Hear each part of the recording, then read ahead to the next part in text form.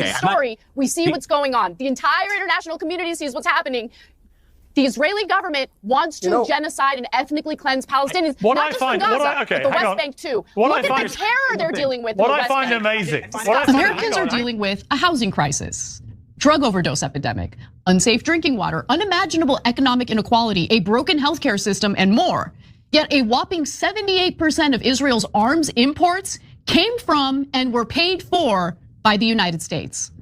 No money for Medicaid, but endless funds for genocide.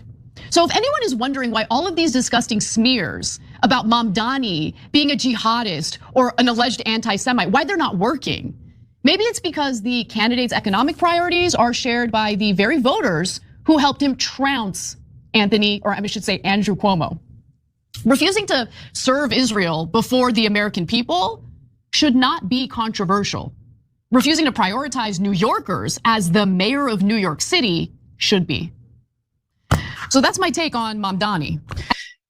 So evidence and stories like these do not stop scumbags. And I mean that with my whole chest, okay? I'm saying it with my whole chest. Scumbags like Mark Levin and Chris Cuomo, by the way, from furthering their pathetic propaganda to provide cover for Israel's atrocities and war crimes. That is what is currently taking place. That is the reality of the situation. If it weren't the reality of the situation, journalists would be free to operate and do their jobs in Gaza to document what's happening.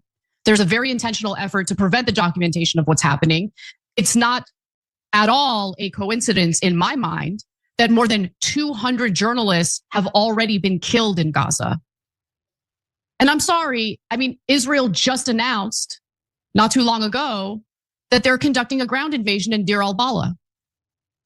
And it's interesting to me that the death toll has kind of stood still at like around 60,000. I don't believe for a second that 60,000 is what the death toll actually is. I think it's much higher.